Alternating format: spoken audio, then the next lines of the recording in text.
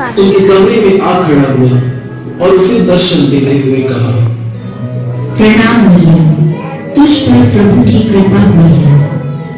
प्रभु तेरे साथ है।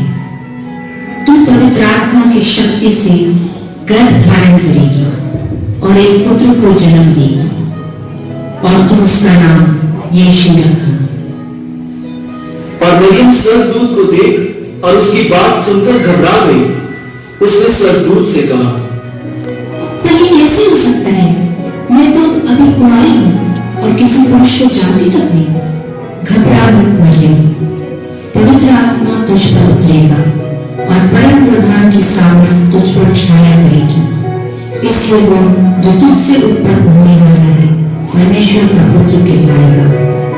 वो महान होगा और वो दुनिया पर सदा राज करेगा और उसके राज का कभी अंत न होगा। मैं तो प्रभु की दासी हूँ, जैसा आपने कहा वैसा ही हो। तब स्वर्गदूत उसके पास से चला गया। मरियम की मम्मी यूसुफ नामक एक पुरुष से हुई थी। जब यूसुफ को पता चला कि मरियम गर्भवती है, तो उसे मरियम की पवित्रता पर शक हुआ और उसने मरियम से शादी करने का विचार छोड़ दिया।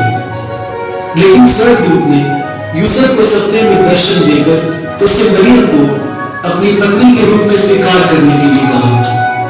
इसके बाद यूसुफ ने मरियम को अपनी पत्नी के रूप में स्वीकार कर लिया और यीशु के जन्म तक उनमें कोई शारीरिक संबंध नहीं हुआ।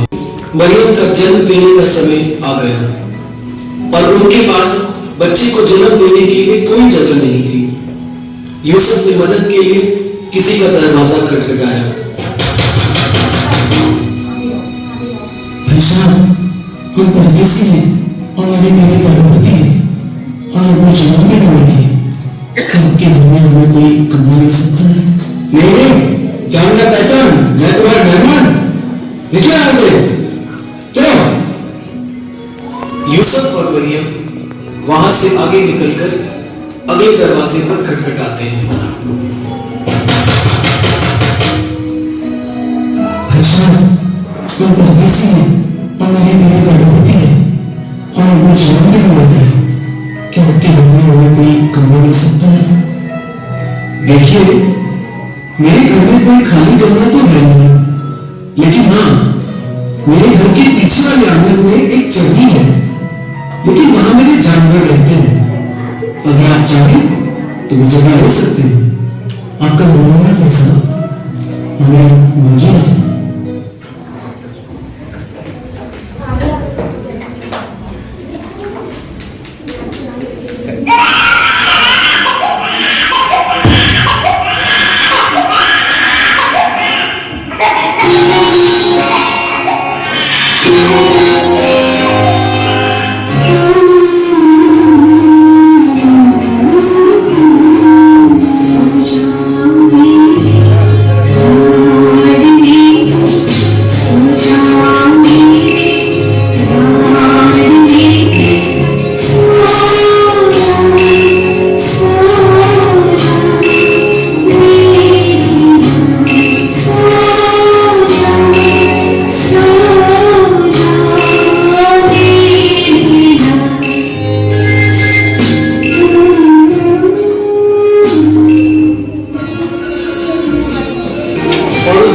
बहुत कटोरे थे जो रात को मैदान में रहकर अपनी भेड़ों का पहरा देते थे। और प्रभु का एक दूत उनके पास आ खड़ा हुआ और प्रभु का तेज उनके चारों ओर चमका और वे बहुत डर गए। तब स्वर्गदूत ने उनसे कहा, मत डरो, क्योंकि देखो मैं तुम्हें बड़े आनंद का सुसमाचार सुनाता हूँ जो सब लोगों के लिए होगा कि आज दाऊद के नगर में तुम्हारे लिए एक उद्धारकर्ता जन्मा है और यही मसीह प्रभु है।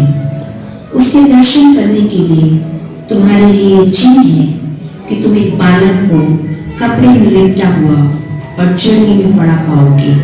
वही इस दुनिया का मुक्तिदाता है। गदहियों ने जवाब में कहा, आओ हम चले और उस मसीहा के दर्शन करें।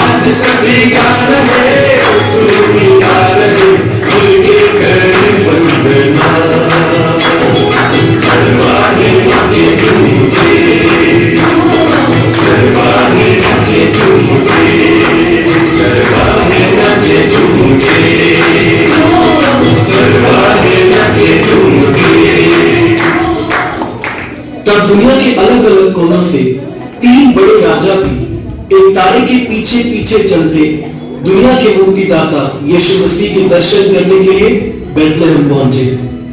और हालांकि वे विद्वान राजा और ज्योतिषी थे, उन्होंने सच्चे मोक्षदाता यीशु मसीह को नतमस्तक किया और उन्हें भेंट चढ़ाया और यीशु के चरणों में इन राजाओं ने दंडवत किया।